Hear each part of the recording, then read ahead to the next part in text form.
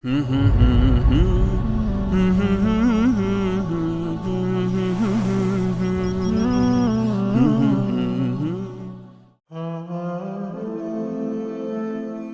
الله الرحمن الرحیم. د حریت رادیو اوریدونکو او د خواله رسنیو څارونکو السلام علیکم ورحمت الله وبرکاته. اوسنۍ زمانه یو داسې حالت تلویدلې ده چې نړۍ ټوله له یو بل سره تړل شوې ده، او په اوسنۍ نړۍ کې داسې افکار او داسې حالات رامنځته شوي دي چې د یوې سیمې حالات او افکار د بلې سیمې په حالات او افکارو باندې مستقیما اغیز لري. د دې حالت په پایله کې د اسلامي امت نوي ځوانان د اسلام د دشمنانو او د باطلو افکارو د څښتنانو له طرفه په مختلفو ډګرونو کې د فکري یرغلونو لاندې دي. د مسلمانو ځوانانو د اذهانو د تخریبولو لپاره کار کیږي. هڅه کیږي چې مسلمان ځوانان د خپل عقیدې، د خپل ارزښتونو، د خپل اصول او د خپل ایمان په اړه مشکوک کړي. داسې فکري وړاندې کوي چې مسلمانانو ته شکونه پیدا کوي. د اسلام په اصولو، د اسلام په احکامو باندې داسې شبهات واردوي چې هغه ځوانان چې هغه د دین په اړه، د خپل عقیدې په اړه، د خپل ارزښتونو، د خپل اصیلو فرهنګونو په اړه معلومات کم لري، هغه دغه یرغلونو او دغه افکارو تر اغیز لاندې راځي، چې په تاسف سره په اوسنۍ زمانه کې په مطبوعاتي ډګر کې په ځانګړې توګه په خواله رسنیو او په سوشل میډیا کې دغه فتنه او دغه مرزونه خورا په سرعت سره مخ په وړاندې روان دي. د حریت رادیو ادارې وپتېله چې دغه تخریبي افکارو او دغه یرغلونو په وړاندې د مسلمانانو د اصلاح او د مسلمانانو د فکری روزنې او په ځانګړې توګه د ځوانانو او هغه ځوانان چې هغه د خپل ارزښتونو څخه څه ناڅه لرې پاتې شوي دي، د هغوی د اصلاح لپاره ډګر ته راووځي. د دغه لوی خدمت په لړ کې د عرفان تر نامه لاندې یوه روزنیزه فکري او علمي خپرونه ستاسو په خدمت کې وړاندې کیږي. په دې فکري او اصلاحي خپرونه کې موږ هڅه کوو چې هغه شبهات چې د اسلامي ارزښتونو په اړه د ځوانانو په ذهنونو کې دي، د هغو شبهاتو اصلاح وکړو. د اسلام اصیل فرهنګ او د افغانستان اصیل فرهنګ دې ته کار وکړو، او ځوانان د خپل فرهنګ، د خپل عقیدې او د خپل ارزښتونو سره تړلي وساتو. په دې خپرونه کې او په دې سلسله کې به موږ هڅه کوو چې د ژوند په مختلفو ابعادو باندې په مستند شکل باندې او په مفید ډول باندې په مختلفو موضوعاتو باندې خپرونې ولرو.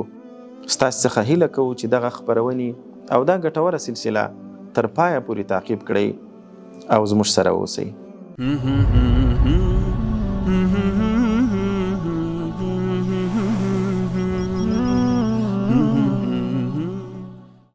الحمد لله رب العالمين والصلاة والسلام على النبي رحمة للعالمين. درنو او قدرمنو مسلمانانو ورونو، زړه ته راتیرو ملګرو، ستړي مسئ. د دې مبارکې سلسلې پیل له یوې داسې موضوع څخه کوو چې دا موضوع د ټولو اعمالو، د ټولو کړنو او د ټولو موضوعاتو لپاره اساس او بنسټ دی. او دا موضوع نبی کریم صلی الله علیه وسلم په مختلفو احادیثو کې ډېره په ښه توګه او په ډېر تاکید سره ذکر کړې ده. نبی کریم صلی الله علیه وسلم فرمایي: وای الا ان فی الجسد مضغه اذا صلحت صلح الجسد كله واذا فسدت فسد الجسد كله. وای واورئ، ستاسې په بدنونو کې، په بدن کې یوه داسې د غوښې ټوټه ده چې کچیر دغه ټوټه اصلاح سوله ټول بدن ورسره اصلاح دی، او کدا ټوټه د غوښې خراب سوله ټول بدن ورسره خراب دی. بل حدیث کې نبی کریم صلی الله علیه وسلم فرمایي وَإِنَّ اللَّهَ لَا يَنظُرُ إِلَى أَجْسَامِكُمْ وَلَا إِلَى صُوَرِكُمْ. الله تعالی ستاسو جسمونو او ستاسو څیرو ته نه ګوري، ولكن ينظر إلى قلوبكم وأعمالكم. خو الله تعالی ستاسو زړونو او ستاسو اعمالو ته ګوري. دغه دوه حدیثونه ډیر عظیم حدیثونه دي. په دې حدیثونو کې هغه نقطه بیان شوې ده لکومې نقطې څخه چې د انسان ټول ژوند اصلاح کېدای شي. هغه نقطه باندې تمرکز شوی دی چې له هغې نقطې څخه د انسان ټول ژوند خرابېدلی شي. په دې حدیث کې هغه نقطه بیان شوې ده په کومه نقطه باندې چې د الله تعالی د نظر تمرکز دی.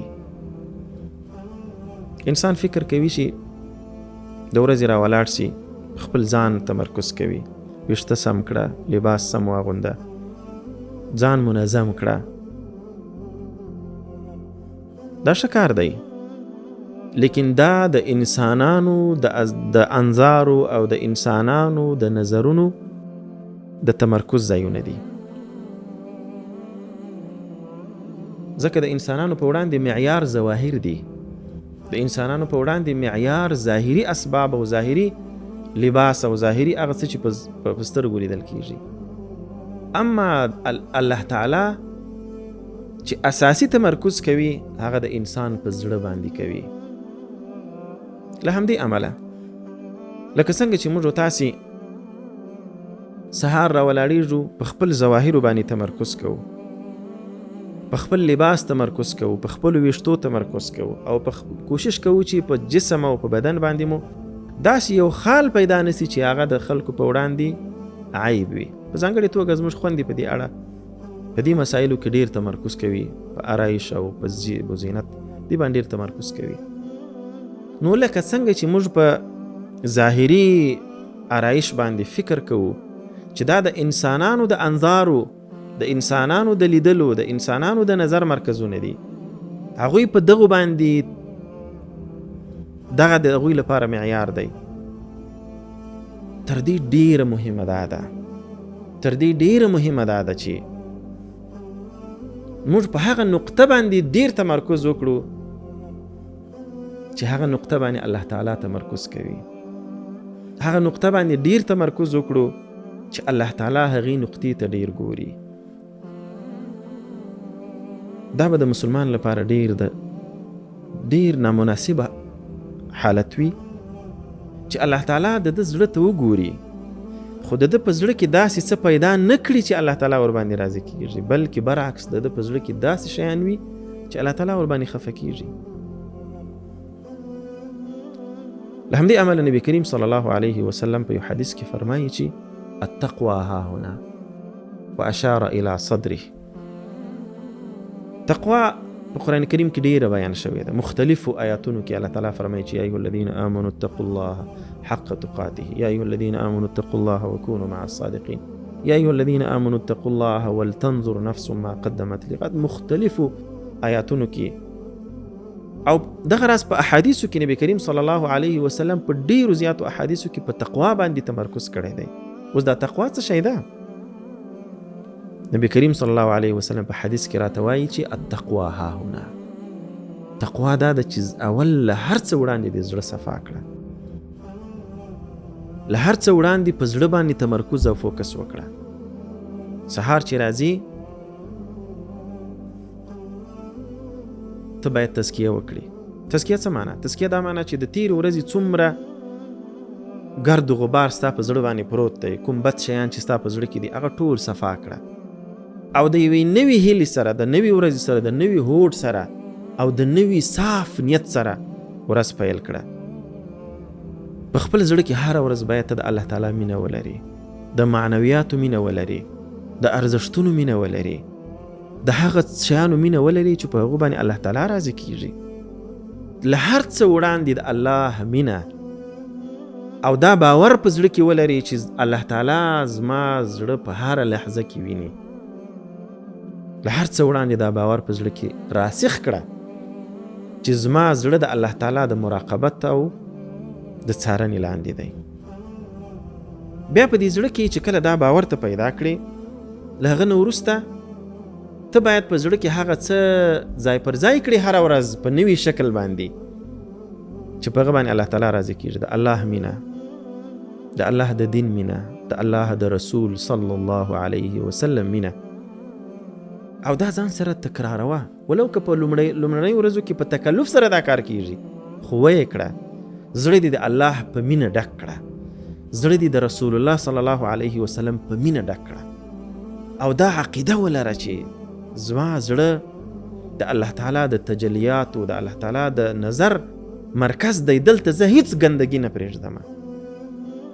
په دې زړه کې زه د چا سره حقد او حسد، کینه، بدخواهی، بدبینی د چا دپاره نه پرېږدم.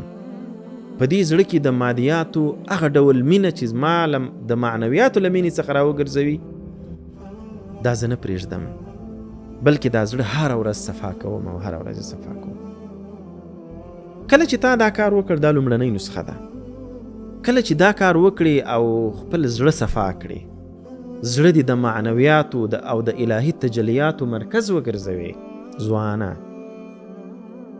بیا ستا لپاره د ژوند ټولې مرحلې ډېرې اسانه کېږي.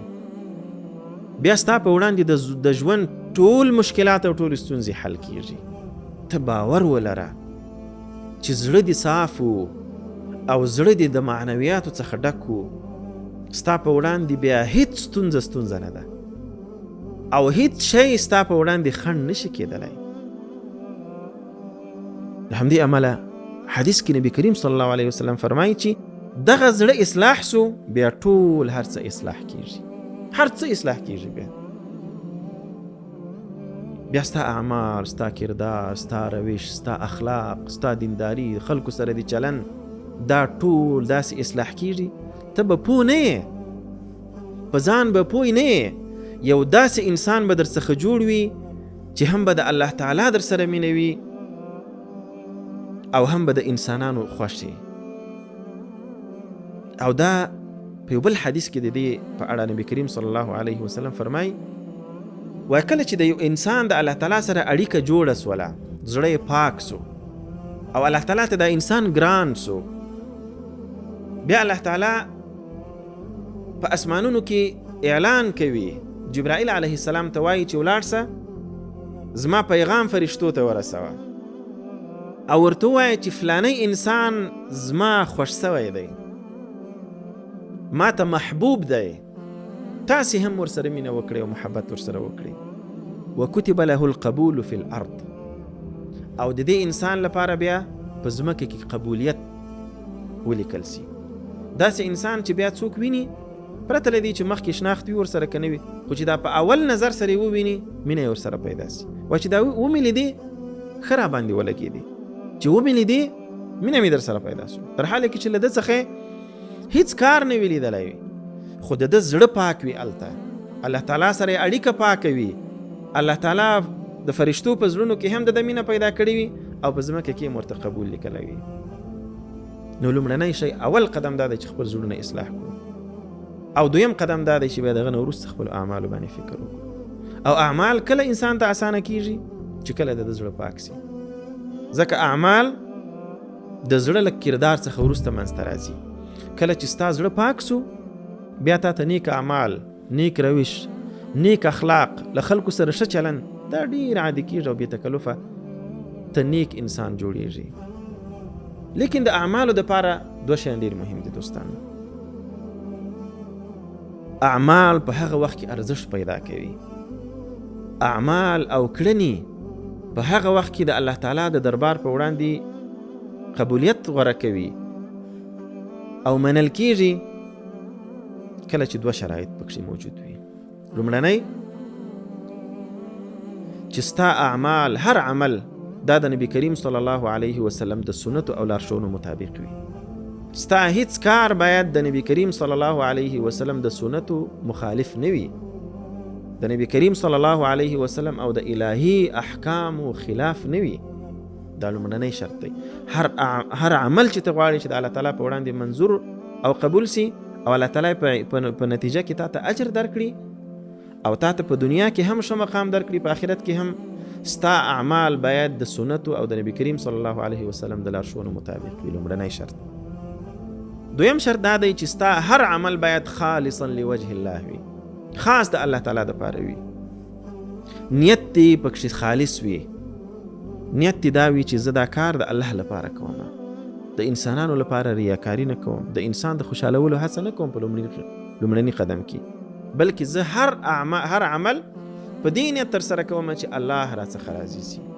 کله چې دغه دوه شرایط په اعمالو کې موجود سول، بیا دا ستا اعمال د الله تعالی په وړاندې د قبولیت وړ دي.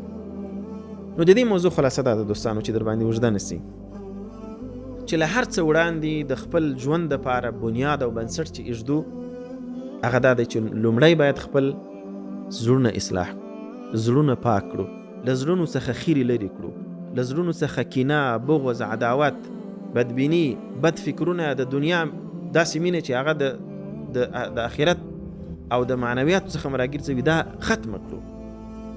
لومړی زړه اصلاح کړو، د مسلمانانو سره مینه، محبت، د الله تعالی مینه پکې پیدا کړو، د رسول الله صلی الله علیه وسلم مینه پیدا کړو، د دینی ارزښتونو سره مینه پیدا کړو، د دینی شخصیتونو سره مینه پیدا کړو، د دینی مقدساتو د دینی مرکزونو سره مینه پیدا کړو، او بیا دغه نه وروسته په اعمالو باندې فکر وکړو. او د اعمالو دپاره دوه اساسي شرطونه هغه دا دي چې د سنتو مطابق وي او نیت پکې خالص وي. کله چې دغه فارموله موږ تاسې ځوانانو دا فارموله که مو په ژوند کې عملي کړله، تاسې باور وکړئ چې ټول مشکلات مو حل دي.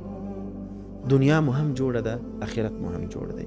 راځئ چې له دغه ځای څخه پیل کړو او په نورو موضوعاتو باندې به په نورو خپرونو کې بیا له تاسو سره خپل معلومات او خپلې خبرې شریکو. تر هغو م الله تعالی ته سپارم. والسلام علیکم ورحمة الله وبرکاته.